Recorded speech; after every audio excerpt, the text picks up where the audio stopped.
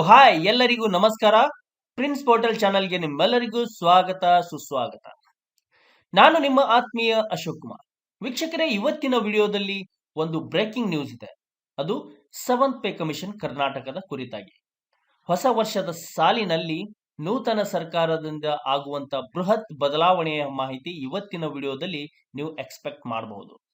ಆತ್ಮೀಯರೇ, 7ನೇ ವೇತನ ಆಯೋಗ ನಮ್ಮ ಕರುನಾಡಿನಲ್ಲಿ ಅತಿ ಶೀಘ್ರದಲ್ಲೇ ಪಾದಾರ್ಪಣೆ ಮಾಡಲಿರುವ 7ನೇ ವೇತನ ಆಯೋಗ 7th ಪೇ ಕಮಿಷನ್ ನ ಒಂದು ಬೃಹತ್ ಅಪ್ಡೇಟ್ ಇವತ್ತಿನ ವಿಡಿಯೋದಲ್ಲಿ ನಿಮಗೆ ಸವಿಸ್ತಾರವಾಗಿ ಮಾಹಿತಿ ನೀಡ್ತಾ ಇದೆ.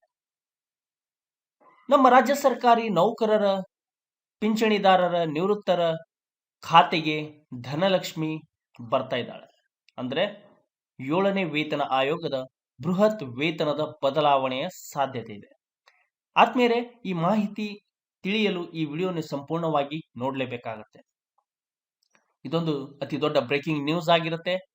ನಮ್ಮ ನೂತನ ಸರ್ಕಾರದ ನೂತನ ಮುಖ್ಯಮಂತ್ರಿಯಾದಂಥ ಭಾಗ್ಯಗಳ ಸರ್ದಾರರಾಗಿರುವಂತಹ ಸಿದ್ದರಾಮಯ್ಯನವರಿಂದ 7ನೇ ವೇತನ ಆಯೋಗದ ಒಂದು ಬೃಹತ್ ಬದಲಾವಣೆಯನ್ನು ನೀವು ಎಕ್ಸ್ಪೆಕ್ಟ್ ಮಾಡಬಹುದು. ಸ್ವಲ್ಪ ಹಿಸ್ಟ್ರಿಯನ್ನು ಮೆಲಕ್ ಹಾಕಿದ್ರೆ 5ರಿಂದ 6ನೇ ವೇತನ ಆಯೋಗ ಅನುಷ್ಠಾನಕ್ಕೆ ತಂದಿದ್ದು ನಮ್ಮ ಮುಖ್ಯಮಂತ್ರಿ ಸಿದ್ದರಾಮಯ್ಯನವರು. ಈಗ ಕೂಡ ಅವರು 7ನೇ ವೇತನ ಆಯೋಗ ಅನುಷ್ಠಾನಕ್ಕೆ ತಂದ್ರೆ 2 ವೇತನ ಆಯೋಗ ಸತತವಾಗಿ ಮಂಡಿಸಿದ ಖ್ಯಾತಿಗೆ ಪಾತ್ರರಾಗುವುದರಲ್ಲಿ ಎರಡು ಮಾತಿಲ್ಲ ವೀಕ್ಷಕರೇ. ಹಾಗಾದ್ರೆ ಈ 7ನೇ ವೇತನ ಆಯೋಗದ ಬೃಹತ್ ಅಪ್ಡೇಟ್ ನಲ್ಲಿ ಏನಿದೆ ಅಂತ ನಿಮಗೆ ಕುತೂಹಲಕಾರಿ ಅಂಶಗಳು ಇವತ್ತಿನ ವಿಡಿಯೋದಲ್ಲಿ ನೀಡ್ತಾ ಇದ್ದೇನೆ. ಆತ್ಮೀಯರೇ, ಪ್ರಿನ್ಸ್ ಪೋರ್ಟಲ್ ಚಾನಲ್ ಇದು ನಿಮ್ಮ ಚಾನಲ್. ಮೊದಲನೇ ಬಾರಿಗೆ ಅಥವಾ ಸಬ್ಸ್ಕ್ರೈಬ್ ಮಾಡದೇ ಇದ್ರೆ ದಯವಿಟ್ಟು ಸಬ್ಸ್ಕ್ರೈಬ್ ಮಾಡ್ಕೊಳ್ಳಿ ಮತ್ತು ಬೆಲ್ ಬಟನ್ ಕೂಡ ಆಲ್ ಅಂತ ಆನ್ ಮಾಡ್ಕೊಳ್ಳಿ. ಇಷ್ಟು ಮಾಡಿದ್ರೆ ಪ್ರಿನ್ಸ್ ಪೋರ್ಟಲ್ ಚಾನಲ್ ವತಿಯಿಂದ ಬರುವಂತ ಪ್ರತಿಯೊಂದು ಅಪ್ಡೇಟ್ಗಳು ನಿಮ್ಮ ಮೊಬೈಲ್ ಸ್ಕ್ರೀನ್ ಮೇಲೆ ರಿಫ್ಲೆಕ್ಟ್ ಆಗುತ್ತೆ. ಅದನ್ನು ಕ್ಲಿಕ್ ಮಾಡಿ ವೀಕ್ಷಣೆ ಮಾಡಬಹುದು ಮತ್ತು ಒಳ್ಳೆ ಮಾಹಿತಿ ಕೂಡ ನೀವು ಪಡ್ಕೋಬಹುದು. ವಿಡಿಯೋ ನೋಡಿದ ನಂತರ ಮಾಹಿತಿ ಇಷ್ಟ ಆದ್ರೆ ಲೈಕ್ ಕೊಡೋದನ್ನು ಮಾತ್ರ ಮರಿಬೇಡಿ. ಮತ್ತು ನಿಮಗೆ ಯಾವುದೇ ಕಠಿಣವಾದ ಪ್ರಶ್ನೆಗಳಿದ್ರೆ ಕಮೆಂಟ್ ಬಾಕ್ಸ್ ನಲ್ಲಿ ಕೂಡ ನೀವು ಬರೆಯಬಹುದು. ಡಿಸ್ಕ್ರಿಪ್ಷನ್ ಬಾಕ್ಸ್ ನಲ್ಲಿ ಟೆಲಿಗ್ರಾಮ್ ಲಿಂಕ್ ಕೂಡ ಇದೆ, ಅಲ್ಲಿ ಕೂಡ ಕ್ಲಿಕ್ ಮಾಡಿ ಜಾಯ್ನ್ ಆಗಬಹುದು ಮತ್ತು ನನ್ನ ಸಂಪರ್ಕದಲ್ಲಿ ನೀವು ಇರಬಹುದು.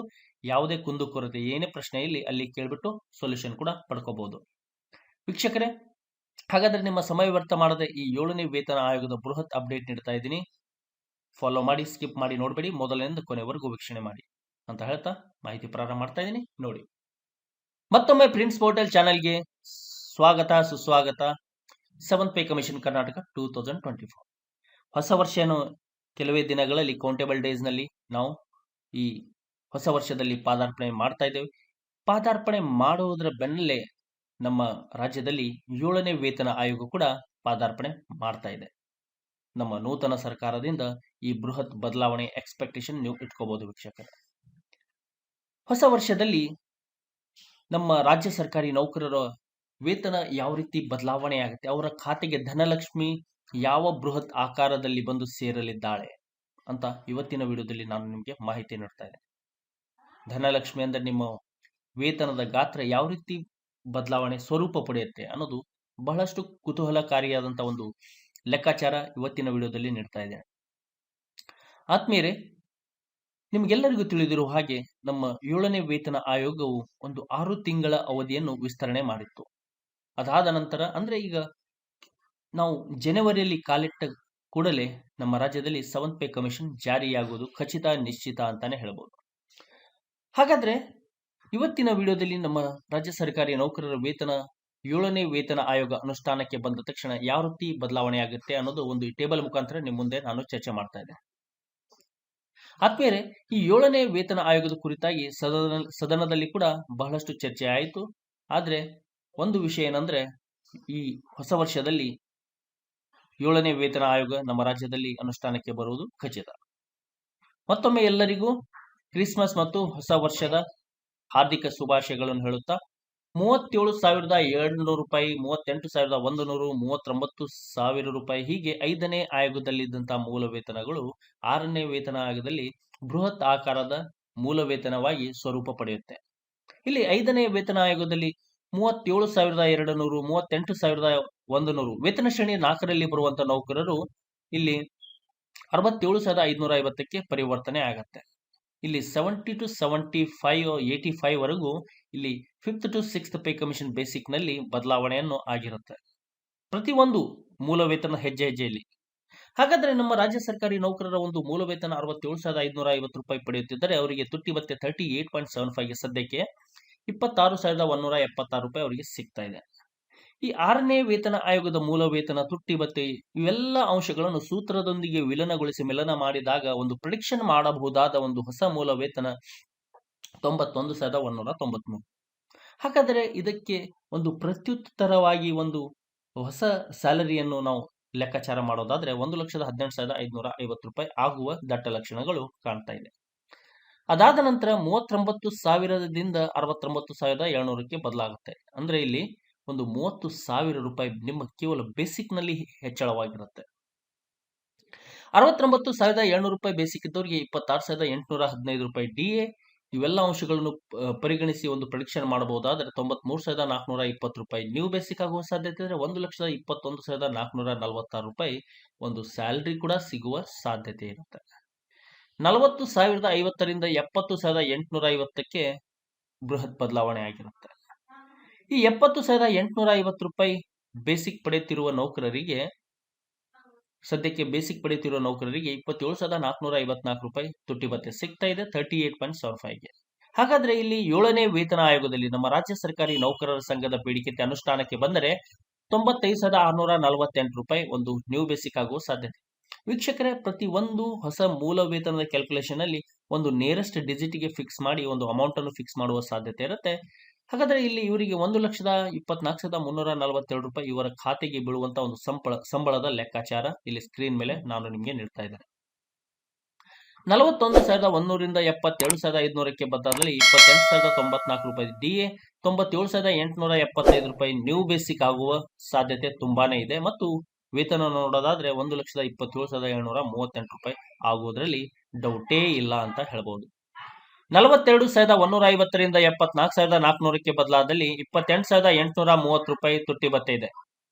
ವೀಕ್ಷಕರೇ, ಇವೆಲ್ಲ ಅಂಶಗಳನ್ನು ಗಮನಿಸಿ ಒಂದು ಪ್ರಿಡಿಕ್ಷನ್ ಮಾಡೋದಾದ್ರೆ 1,04,40 ರೂಪಾಯಿ ಇವರ ಒಂದು ಹೊಸ ಮೂಲ ವೇತನವಾಗಿ ಸಿಗಬಹುದೆಂದು ಲೆಕ್ಕಾಚಾರ ಹೇಳ್ತಾ ಇರಬೇಕಾದ್ರೆ ಇಲ್ಲಿ 1,30,000 ಚಿಲ್ಲರೆ ಮೊತ್ತ ಇವರ ಸಂಬಳ ಕೂಡ ಸಿಗಬಹುದೆಂದು ಕ್ಯಾಲ್ಕುಲೇಷನ್ ಕ್ಲಿಯರ್ ಆಗಿ ಹೇಳ್ತಾ ಇದೆ. ವೀಕ್ಷಕರೇ, 43,700ರಿಂದ 76,300ಕ್ಕೆ ಬದಲಾದಲ್ಲಿ 29,566 ರೂಪಾಯಿ ಡಿಎ ಸಿಗ್ತಾ ಇದೆ. 1,03,005 ರೂಪಾಯಿ ಇವರ ಒಂದು ನ್ಯೂ ಬೇಸಿಕ್ ಆಗುವ ಸಾಧ್ಯತೆ ಇದ್ರೆ 1,33,907 ರೂಪಾಯಿ ಇವರ ವೇತನ ಕೂಡ ಸಿಗುವುದರಲ್ಲಿ ಎರಡು ಮಾತಿಲ್ಲ ಅಂತ ಹೇಳ್ಬೋದು. ಆದ್ಮೇಲೆ ಇವತ್ತಿನ ವೇತನ ಶ್ರೇಣಿ 4ರಲ್ಲಿ ಬರುವಂತಹ ನೌಕರರಿಗೆ ನಾನು ನೀಡ್ತಾ ಇರುವಂತಹ ಮಾಹಿತಿ ಕೇವಲ ನಿಮಗೆ ಅನಲೈಸ್ ಮಾಡಕ್ಕೆ ಮಾತ್ರ. ಸರ್ಕಾರ ಅಧಿಕೃತವಾಗಿ 7ನೇ ರಾಜ್ಯ ವೇತನ ಆಯೋಗ 7 ಸ್ಟೇಟ್ ಪೇ ಕಮಿಷನ್ ಅನುಷ್ಠಾನಕ್ಕೆ ಬಂದ ತಕ್ಷಣ ಬಿಡುಗಡೆ ಮಾಡುವ ಅಂಕಿಅಂಶಗಳು, ಡೇಟಾಗಳು ಅದನ್ನು ನೀವು ಅಂತಿಮ ಅಂತ ಭಾವಿಸಬೇಕಾಗತ್ತೆ. ಆದರೆ ಇಲ್ಲಿ ನಿಖರತೆ, ಸ್ಪಷ್ಟತೆಯನ್ನು ಬೆಲೆ ಕೊಟ್ಟು ಅತ್ಯಂತ ಕುಲಂಕುಷವಾಗಿ ಚರ್ಚಿಸಿ ತಯಾರಿಸಲ್ಪಟ್ಟ ಮಾಹಿತಿಯಾಗಿರುತ್ತೆ. ಸರ್ಕಾರ ಚೂರು ವ್ಯತ್ಯಾಸ ಮಾಡಿದರೆ ಭತ್ಯೆಗಳಲ್ಲಿ, ಫಿಟ್ಮೆಂಟ್ ಫ್ಯಾಕ್ಟರ್ಗಳಲ್ಲಿ ಅಂದ್ರೆ ಮಾತ್ರ ಇಲ್ಲಿ ನಿಮ್ಮ ಡೇಟಾ ಆಲ್ಟರ್ ಆಗುವ ಸಾಧ್ಯತೆ ಇರುತ್ತೆ ಅಂತ ಹೇಳ್ತಾ ನಾನು ಕೊಡ್ತಾ ಇರುವಂತ ಮಾಹಿತಿ ನಿಮಗೆ ಸಂಪೂರ್ಣವಾಗಿ ಇಷ್ಟ ಆಗಿದೆ ಅಂತ ಭಾವಿಸ್ತಾ ಇದ್ದೀನಿ. ವೀಕ್ಷಕರೇ, ಇಷ್ಟ ಆದ್ರೆ ಒಂದು ಲೈಕ್ ಮುಖಾಂತರ ಪ್ರೋತ್ಸಾಹ ನೀಡಿ.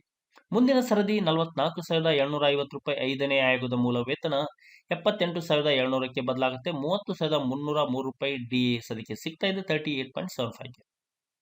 ಹೊಸ ಮೂಲ ವೇತನದ ಲೆಕ್ಕಾಚಾರ 1,05,570 ರೂಪಾಯಿ ಆದ್ರೆ 1,37,741 ರೂಪಾಯಿ ಇವರ ಸಂಬಳ ಕೂಡ ಇವರ ಖಾತೆಗೆ ಜಮೆ ಆಗುವುದು ಖಚಿತ ಅಂತಾನೆ ಹೇಳ್ಬಹುದು.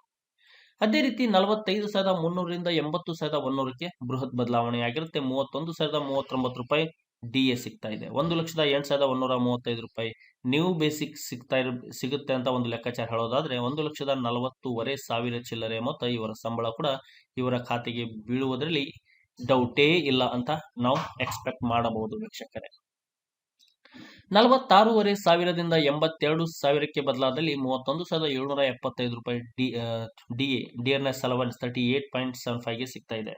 ಹಿಂದೆ 35 ಇತ್ತು. 35ದಿಂದ 3.75 ಹೆಚ್ಚಳ ಮಾಡಿದಾಗ 38.75ಗೆ ಈಗ 31,775 ರೂಪಾಯಿ ಡಿಎ. ಹಾಗಾದ್ರೆ ಇವೆಲ್ಲ ಬೇಸಿಕ್ ಡಿಎ ಸೂತ್ರದೊಂದಿಗೆ ಒಂದು ಮಿಲನ ಮಾಡಿ ಒಂದು ನಮಗೆ ಸಿಕ್ಕಿರುವಂತಹ ಒಂದು ಡೇಟಾ ನೋಡೋದಾದ್ರೆ 1,10,700 ರೂಪಾಯಿ ಹೊಸ ಮೂಲ ವೇತನ ಸಿಗೋದಾದ್ರೆ 1,43,910 ರೂಪಾಯಿ ಇವರ ಸಂಬಳ ಕೂಡ ಬದಲಾಗುವ ಸನ್ನಿವೇಶಗಳು ಖಂಡಿತ ಬರುತ್ತೆ ಅಂತಾನೆ ಹೇಳ್ಬೋದು. ಕೊನೆಯದಾಗಿ ವೇತನ ಶ್ರೇಣಿ 4ರ ಕೊನೆಯ ಡೇಟಾ ಈ ವಿಡಿಯೋನ ಕೊನೆಯ ಡೇಟಾ 47,700ರಿಂದ 83,900ಕ್ಕೆ ಜಂಪ್ ಆದಲ್ಲಿ 32,500 ಚಿಲ್ಲರೆ ಮೊತ್ತ ಡಿಎಸ್ ಅದಕ್ಕೆ ಸಿಗ್ತಾ ಇದೆ. 1,13,765 ನ್ಯೂ ಬೇಸಿಕ್ ಆಗಿ ಸಿಗುವ ಸಾಧ್ಯತೆ ಇದೆ. ಹೊಸ ಮೂಲ ವೇತನ 1,13,765 ಆಗುತ್ತೆ. ಮತ್ತು ವೇತನ ನೋಡೋದಾದ್ರೆ 1,47,745 ಕೂಡ ಬದಲಾಗುವ ಸಾಧ್ಯತೆ ತುಂಬಾನೇ ಇದೆ ಅಂತಾನೆ ಹೇಳ್ಬೋದು. ವೀಕ್ಷಕರೇ, ಇವತ್ತಿನ ವಿಡಿಯೋದಲ್ಲಿ ವೇತನ ಶ್ರೇಣಿ 4ರಲ್ಲಿ ಬರುವಂತಹ ನೌಕರರಿಗೆ ನೀಡ್ತಾ ಇರುವಂತಹ ಮಾಹಿತಿ ಕೇವಲ ನಿಮಗೆ ಅನಲೈಸ್ ಮಾಡಕ್ಕೆ ಮಾತ್ರ. 7ನೇ ವೇತನ ಆಯೋಗ ಅನುಷ್ಠಾನಕ್ಕೆ ಬಂದ ತಕ್ಷಣ ಬಿಡುಗಡೆ ಮಾಡುವ ಡೇಟಾ ಮತ್ತು ನಾನು ನೀಡ್ತಾ ಇರುವಂತಹ ಡೇಟಾ ಮುಂಬರುವ ದಿನದಲ್ಲಿ ಕೆಲವೇ ತಿಂಗಳಲ್ಲಿ 7ನೇ ರಾಜ್ಯ ವೇತನ ಆಯೋಗ ನಮ್ಮ ರಾಜ್ಯದಲ್ಲಿ ಪಾದಾರ್ಪಣೆಯಾದಲ್ಲಿ ಸರ್ಕಾರ ಬಿಡುಗಡೆ ಮಾಡುವ ಡೇಟಾ ಅಂಕಿಅಂಶಗಳನ್ನು ನೀವು ಕ್ರಾಸ್ ವೆರಿಫಿಕೇಶನ್ ಮಾಡಕ್ಕೆ ಹೆಲ್ಪ್ ಆಗುತ್ತೆ. ಯಾಕಂದ್ರೆ ಇಲ್ಲಿ ಪ್ರಿನ್ಸ್ ಪೋರ್ಟಲ್ ಕಡೆಯಿಂದ ನಾನು ನಿಮಗೆ ನೀಡ್ತಾ ಇರುವಂತಹ ಮಾಹಿತಿ ಎಷ್ಟು ನೈಜತೆ, ನಿಖರತೆ, ಸ್ಪಷ್ಟತೆಯಿಂದ ಕೂಡಿದೆ ಅಂತ ಕೂಡ ನೀವು ಮುಂಬರುವ ದಿನದಲ್ಲಿ ನೀವು ತಿಳ್ಕೊಬಹುದು. ವೀಕ್ಷಕರೇ, ಹೀಗೆ ವಿಡಿಯೋ ನೋಡ್ತಾ ಇರಿ, ಪ್ರತಿಯೊಬ್ಬರಿಗೂ ಶೇರ್ ಮಾಡ್ತಾ ಇರಿ. ಒಳ್ಳೆ ಇನ್ಫಾರ್ಮೇಶನ್ ಕೊಡುವ ಜವಾಬ್ದಾರಿ ನಂದಾಗಿತ್ತು, ಪ್ರೋತ್ಸಾಹ ಕೊಡುವ ಜವಾಬ್ದಾರಿ ನಿಮ್ದಾಗಬೇಕು. ಮುಂದಿನ ಸಂಚಿಕೆಯಲ್ಲಿ ಇನ್ನೊಂದು ಒಳ್ಳೆ ಇನ್ಫಾರ್ಮೇಶನ್ ಒಂದಿಗೆ ಹಾಜರಾಗ್ತೀನಿ. ಅಲ್ಲಿವರೆಗೂ ವಿರಾಮ ನೀಡಿ. ವಿಡಿಯೋ ನೋಡಿದ ಪ್ರತಿಯೊಬ್ಬ ಕರುನಾಡ ಮಾನವರಿಗೆ ಧನ್ಯವಾದಗಳು. ಜೈ ಹಿಂದ್, ಜೈ ಕರ್ನಾಟಕ, ಬಾರಿಸು ಕನ್ನಡ ಡಿಂಡಿಮ. ನಿಮ್ಮೆಲ್ಲರ ದಿನ ಶುಭವಾಗಲಿ. ನಮಸ್ಕಾರ.